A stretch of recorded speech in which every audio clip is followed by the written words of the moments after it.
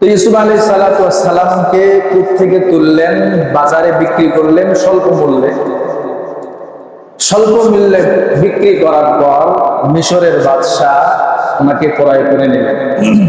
পরায় করার পর তার স্ত্রী জুলাইখাকে দিলেন, আকরিমি মাসওয়াহু আসা আইয়ানফাআনা আও নাত্তাখিদাহু ওয়ালাদা, এই সন্তানটাকে তুমি সম্মানের সাথে লালন পালন করো, হয়তোবা এই সন্তান আমাদের উপকারে আসবে, অথবা তাকে আমরা সন্তান হিসাবে লালন পালন করব। এই পর্যন্ত আমরা গত সপ্তাহে শুনেছিলাম। এরপরে যখন ইউসুফ আলাইহিস সালাতু ওয়াস সালাম বালেগ হলেন, প্রাপ্তবয়স্ক হলেন, প্রাপ্তবয়স্ক হওয়ার পর আল্লাহ তাআলা বলেন, ওয়ালাম্মা বালাগা আশুদ্দাহু আতাইনাহু হুকমান ওয়া ইলমা। ইউসুফ আলাইহিস সালাম যখন বালেগ বয়সে উপনীত হলেন, তখন আল্লাহ তাআলা বলেন, আমি তাকে হিকমত এবং ইলম শিক্ষা দিলাম।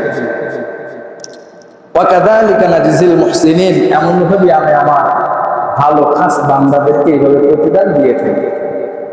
যখন বালেগ হলেন, আল্লাহ তাআলা তো ইউসুফ আলাইহিস সালাতু ওয়াস সালামকে অসাধারণ সৌন্দর্য দান করেছেন। ইউসুফ আলাইহিস সালাতু ওয়াস সালামের সৌন্দর্যে পাগল পারা হয়ে জুলাইখা ইউসুফ আলাইহিস সালাতু ওয়াস সালামের প্রেমে পড়ে গেলেন, আসক্ত হয়ে গেলেন। আসক্ত হয়ে যাওয়ার পর সুযোগ খুঁজতে লাগলেন, কখন বাদশাহ বাড়ি থেকে বের হবে, কখন এই সুযোগটাকে আমি কাজে লাগাবো, ইউসুফকে গুনাহের কাজে আমি লিপ্ত করব।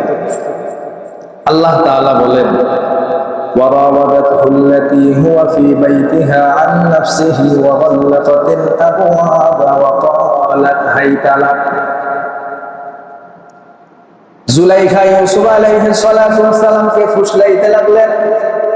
যেই জুলাইখার বাড়িতে ইউসুফ আলাইহিস সালাতু ওয়াস সালাম ছিলেন, সুযোগ বুঝে জুলাইখা ইউসুফ আলাইহিস সালাতু ওয়াস সালামকে ফুসলাইতে লাগলেন। ওয়াগাল্লাকাতিল আবওয়াব, অন্দরমহলে নিয়ে গেলেন 7টা দরওয়াজার ভিতরে, অন্দরমহলে নিয়ে গেছেন এবং 7টা দরওয়াজাই বন্ধ করছেন। ওয়াকালাত হাইতা লাক, 7টা দরওয়াজা বন্ধ করে জুলাইখা ইউসুফ আলাইহিস সালাতু ওয়াস সালামকে ডাকলেন, হাইতা লাক, আসো, জেনায়ের কাজে লিপ্ত হও। এভাবে ইউসুফ আলাইহিস সালাতু ওয়াস সালামকে ডাকতে লাগলেন জুলাইখা। এই দৃশ্য দেখে ক্বালা মাআদাল্লাহ, ইউসুফ আলাইহিস সালাতু ওয়াস সালাম তখন বলতে লাগলেন, মাআদাল্লাহ, আল্লাহর কাছে আশ্রয় চাই, ইন্নাহু রাব্বি আহসানা মাসওয়াই, যে মালিক আমাকে এত সুন্দর বাসস্থানের ব্যবস্থা করে দিয়েছেন, লালন পালন করেছেন, আমার মালিক আমাকে সুন্দরভাবে লালন পালন করেছেন, তার সাথে যদি আমি গাদ্দারি করি, ইন্নাহু লা ইফলিহুল যালিমুন, আল্লাহ তাআলা এমন জালেমদেরকে সফল কাম করেন না, সফলতা দান করেন না। কারণ আজিজে মিশর, মিশরের বাদশাহ তোমার কাছে আমাকে অর্পণ করেছে ভালোভাবে লালন পালন করার জন্য। এখন আমি যদি তোমার সাথে জেনায় লিপ্ত হই, তাহলে তো বাদশার সাথে গাদ্দারি করা হয়, অতএব এই গাদ্দারি আমি করতে পারবো না, আমি আল্লাহর কাছে আশ্রয় চাই। ওয়ালাকাদ হাম্মাত বিহি ওয়া হাম্মা বিহা, জুলাইখা ইউসুফ আলাইহিস সালাতু ওয়াস সালামের সাথে এই কাজ করতে ইচ্ছা পোষণ করেছিল। ওয়া হাম্মা বিহা, ইউসুফ আলাইহিস সালাতু ওয়াস সালাম এই কাজ করার ইচ্ছা পোষণ করত, এখনো করে নাই। জুলাইখা ইউসুফ আলাইহিস সালাতু ওয়াস সালামের সাথে এই অপকর্ম করার ইচ্ছা করেছিল।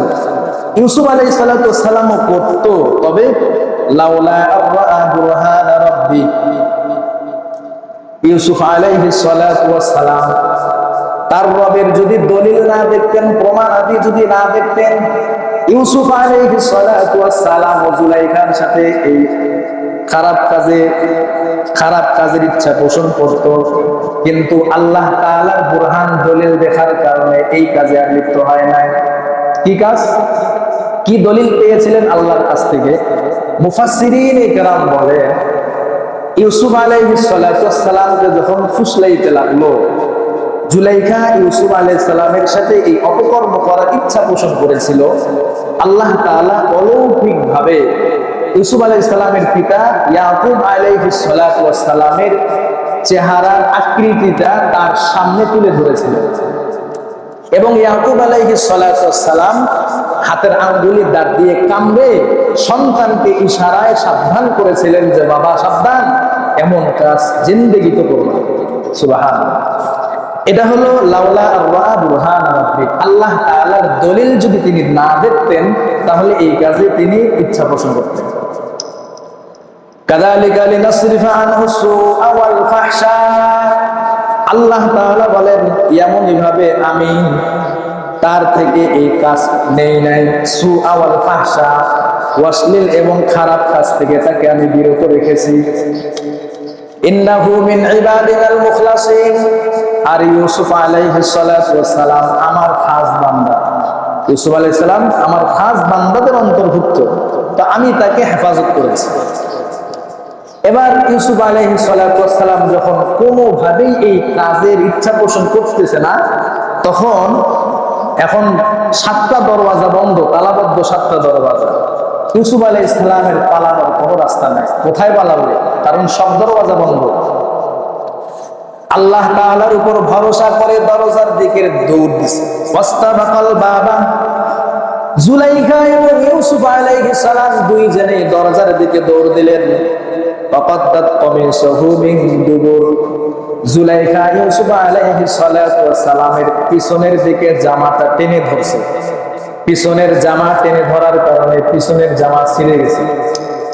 ওয়া আলফায়া সাইয়্যিদাহা লাদাল বাব, যখন দরজার দিকে দুইজনে দৌড়ানো শুরু করেছে, সর্বশেষ দরওয়াজা, প্রথম দরওয়াজা, যেই দরওয়াজার সামনে দাঁড়ায় অটোমেটিক আল্লাহ তাআলা তালা খুলে দেয়। সুবহানাল্লাহ। অলৌকিক ভাবে আল্লাহ তাআলা তালা খুলে দিচ্ছে। তো সর্বপ্রথম যে দরওয়াজা, ওই দরওয়াজার সামনে যখন দাঁড়াইছেন, দরওয়াজা খোলার সাথে সাথে ওয়া আলফায়া সাইয়্যিদাহা লাদাল বাব, দরজা খোলার সাথে সাথে দুইজনেই বাদশাকে দেখতে গেলেন দরজার কাছে। এখন বাদশাও সামনে, দরজা খোলা, বাদশা সামনে। এখন জুলাইখা আর ইউসুফ আলাইহিস সালাম পিছনে। এখন এবার নারীর ছলনা শুরু হয়ে গেছে। বাদশার স্ত্রী বাদশার সামনে ধরা খাইছে। এখন বাদশার সামনে যদি স্ত্রী ধরা খায়, তার তো সব সম্মান শেষ, নষ্ট হয়ে যাবে। এজন্য জুলাইখা একটা কৌশল আছে। এজন্য নারীদের ছলনা বড় কঠিন। যারা নারীদের ছলনা একবার পড়ছে, ও টের পাইছে যে এটা কি জিনিস। এই জন্য নবীজি বলছে আন-নিসাউ হাবাইলুশ শাইতান, নারীরা হলো শয়তানের জাল। এই শয়তানের জালের মাধ্যমে পুরুষদেরকে পেঁচাইয়া পুরুষদেরকে ধ্বংস করে। দেখেন আল্লাহ তাআলা স্পষ্ট বলছে। তো দরওয়াজার কাছে যাওয়ার পর দরওয়াজা খুলে গেলে সামনে দেখে স্বামী দাঁড়ানো। এখন কোন একটা অজুহাত দিতে হবে, বাঁচতে তো হবে স্বামীর হাত থেকে। কিভাবে বাঁচবে? ছলনা একটা শুরু করবে। কি ছলনা? قالت ما جزاء من أراد بأهلك سوءا أن يسجن أو عذاب أليم। এখন স্বামীর সামনে যখন দুইজনেই পড়ছে, জুলাইখা স্বামীকে ডাক দিয়ে কয়, স্বামী কেমন সন্তানকে লালন পালন করলেন?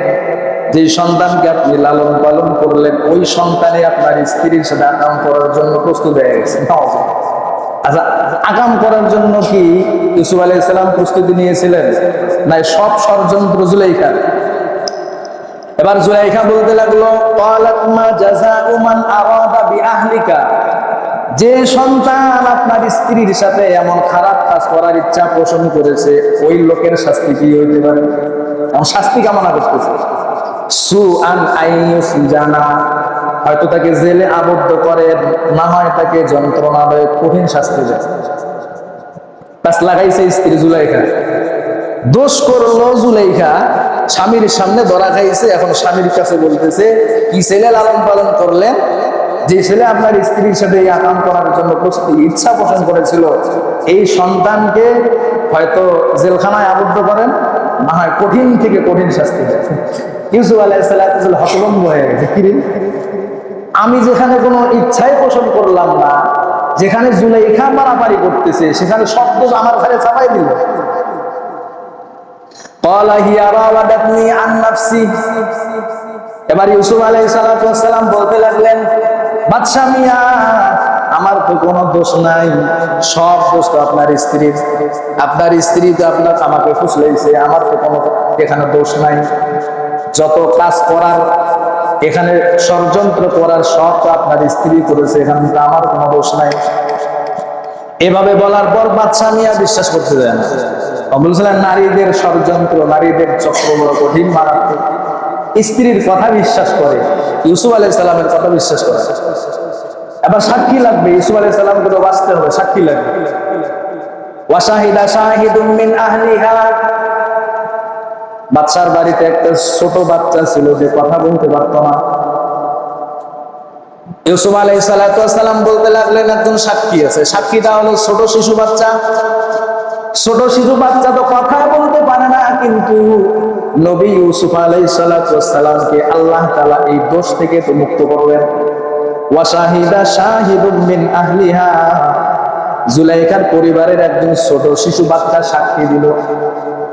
আল্লাহ তাআলা অলৌকিক ভাবে তার জবান খুলে দিয়েছে। সুবহানাল্লাহ। কি সাক্ষী দিল? ছোট বাচ্চা ডাইরেক্ট বলতে পারতো যে জুলাইখা দোষী, ইউসুফ নির্দোষ। এই কথা না বলে দলিল প্রমাণাদির মাধ্যমে বাদশাকে বুঝাইতেছে। ইন কানা কমিসুহু কুদ্দা মিন কুবুলিন ফাসাদাকাত ওয়া হুয়া মিনাল কাযিবিন। ছোট বাচ্চার যখন জবান খুলে গেছে, ছোট বাচ্চা এখন বাদশাকে বলতেছে, বাদশা মিয়া, ইন কানা কমিসুহু কুদ্দা মিন কুবুল, আগে দেখেন ইউসুফের সামনের জামা ছিঁড়া না পিছনের জামা ছিঁড়া। সুবহানাল্লাহ। ছোট বাচ্চাই বলতেছে। বাদশা মিয়া ইউসুফকে তো বিশ্বাস করতেছেন না, তো এখন দেখেন তো তার সামনের জামাটা ছিঁড়া নাকি পিছনের জামা ছিঁড়া। ইন কানা কমিসুহু কুদ্দা মিন কুবুল, যদি সামনের জামা ছিঁড়া হয়, ফাসাদাকাত, তাহলে জুলাইখা সত্যবাদী, ওয়া হুয়া মিনাল কাযিবিন, আর ইউসুফ হলো মিথ্যাবাদী। যদি সামনের জামা ছিঁড়া হয় তাহলে জুলাইখা সত্যবাদী, কারণ ইউসুফ আলাইহিস সালাম জোর করছে, হাত দিয়ে জোর করছে, জোর করলে তো সামনের জামাটাই ছিঁড়ার কথা। তো যদি সামনের জামাটা ছিঁড়া দেখেন তাহলে মনে করবেন দোষী হলো ইউসুফ। ওয়া ইন কানা কমিসুহু কুদ্দা মিন দুবুর, আর যদি দেখেন পিছনের জামা ছিঁড়া তাহলে বুঝবেন ফাকাদাবাত, জুলাইখা যে আকছে, জুলাইখা মিথ্যাবাদী। ওয়া হুয়া মিনাস সাদিকিন, আর ইউসুফ আলাইহিস সালাম হলো সত্যবাদী। সুবহানাল্লাহ। এজন্য যারা সত্য পথে চলে, সত্য কথা বলে, আল্লাহ তাআলা একদিন না একদিন হলেও তাকে বিজয় দান করবেই, এটাই স্বাভাবিক। ফালাম্মা রাআ কমিসাহু, যখন ছোট কোলের বাচ্চাটা বাদশাকে বলতে লাগলো, এইটা দেখেন সামনের জামা ছিঁড়া নাকি পিছনের জামা ছিঁড়া। যদি সামনের জামা ছিঁড়া থাকে তাহলে বুঝবেন ইউসুফ দোষী, আর যদি পিছনের জামা ছিঁড়া দেখেন তাহলে ইউসুফ দোষী না, আপনার স্ত্রী হলো দোষী। ফালাম্মা রাআ কমিসাহু, এরপর যখন আজিজে মিসর বাদশা মিয়া ইউসুফ আলাইহিস সালামের জামার দিকে তাকাইলেন, জামাটাকে দেখলেন কুদ্দা মিন দুবুর, জামা ছিঁড়া হলো পিছনের দিকে। প্রমাণ পেয়ে গেছে, দোষীকে প্রমাণ পেয়ে গেছে। তো যখন দেখতেছে যে সামনের জামা তো ছিঁড়া না, পিছনের জামা ছিঁড়া, ফাকাদাবাত, জুলাইখা মিথ্যাবাদী সাব্যস্ত হয়ে গেছে। ক্বালা ইন্নাহু মিন কাইদিকুন্না, যখন বাদশা এই দৃশ্য দেখলো যে পিছনের জামা ছিঁড়া, তার মানে আমার স্ত্রী জুলাইখাই দোষী। এবার বাদশা মিয়া স্ত্রীকে ডাক দিয়ে কয়, স্ত্রী, ক্বালা ইন্নাহু মিন কাইদিকুন্না, তোমার ষড়যন্ত্র বড় মারাত্মক।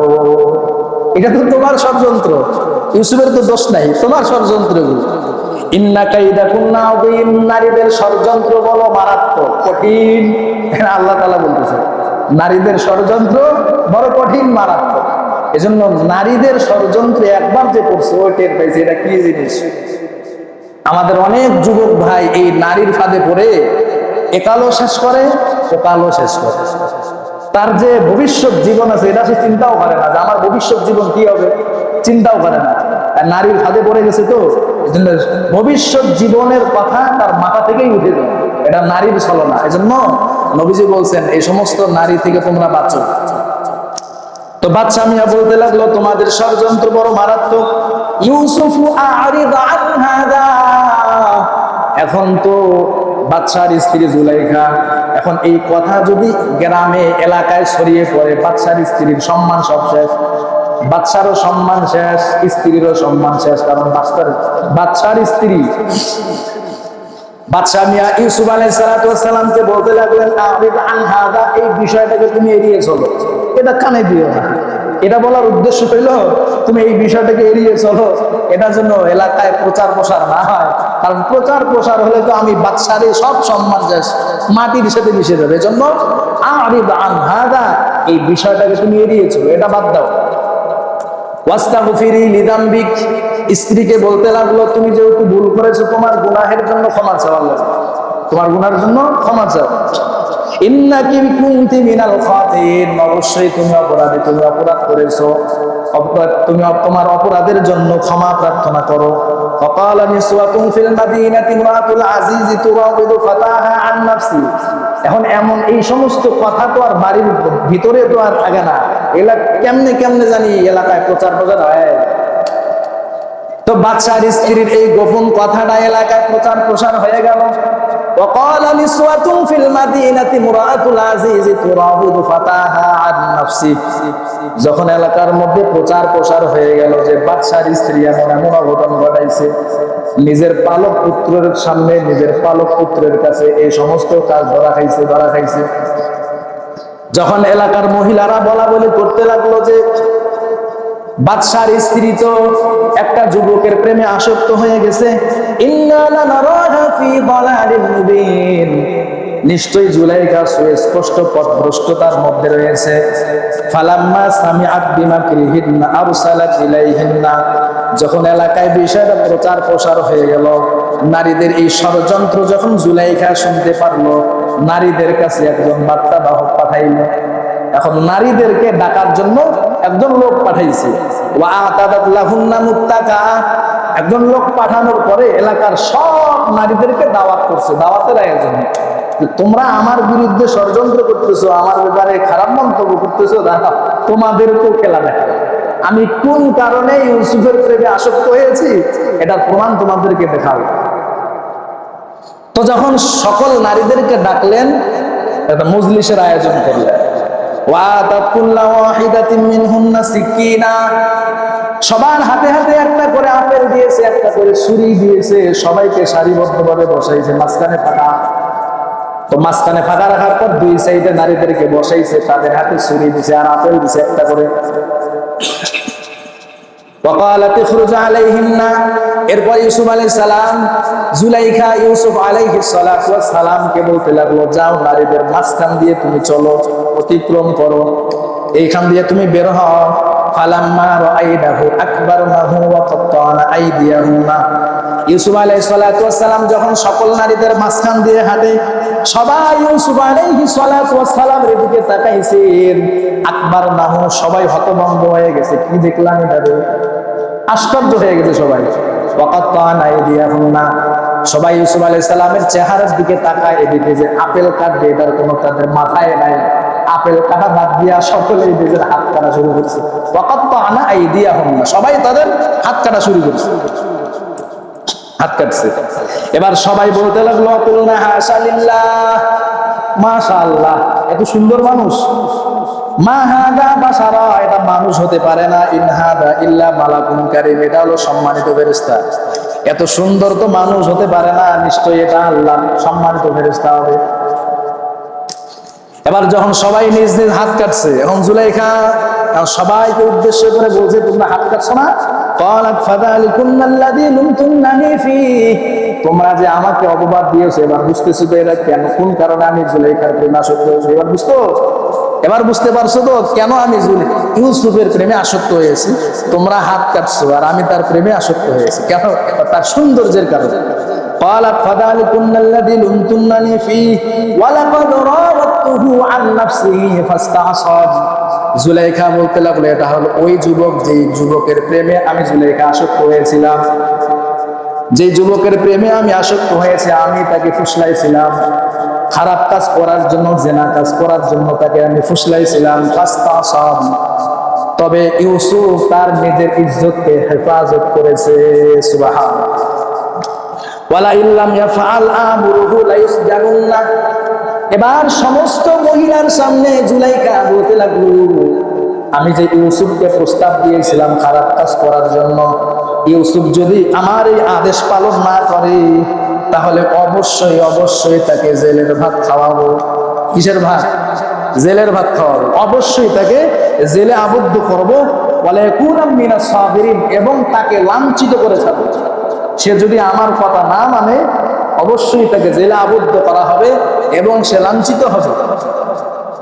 এই কথা বলার পরে এখন আগে শত্রু ছিল একজন, এখন পুরা এলাকার মহিলারা তার পিছনে লাগছে। আগে তো একজন মহিলা, এখন পুরা এলাকার মহিলা তার পিছনে লাগছে। এক একজন মহিলা কুপ্রস্তাব দিতে শুরু করলো। ইউসুফ আলাইহিস সালাম যখন দেখলেন কিরে একজন মহিলা থেকে বাঁচলাম, এখন এলাকার সব মহিলা শুরু করে দিতে, এখন তো বাঁচা খুব কঠিন। এখন শুরু করলো, ক্বালা রাব্বিস সিজনু আহাব্বু ইলাইয়া মিম্মা ইয়াদউনানি ইলাইহি। এখন এই গুনাহ থেকে তো বাঁচতে হবে। গুনাহ থেকে বাঁচার প্রথম কৌশল অবলম্বন করলেন আল্লাহর কাছে দোয়া।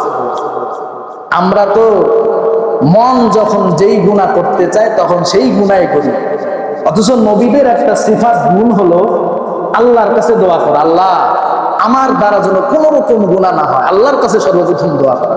আমরা কি কোনোদিন আল্লাহর কাছে দোয়া করছি, আল্লাহ এই ফিতনা ফাসাদের জামানায় আপনি আমাকে সমস্ত গুনাহ থেকে বাঁচান আল্লাহ? এই দোয়া আমরা করছি কোনোদিন? করিনি। আল্লাহর কাছে তো চাইতে হবে।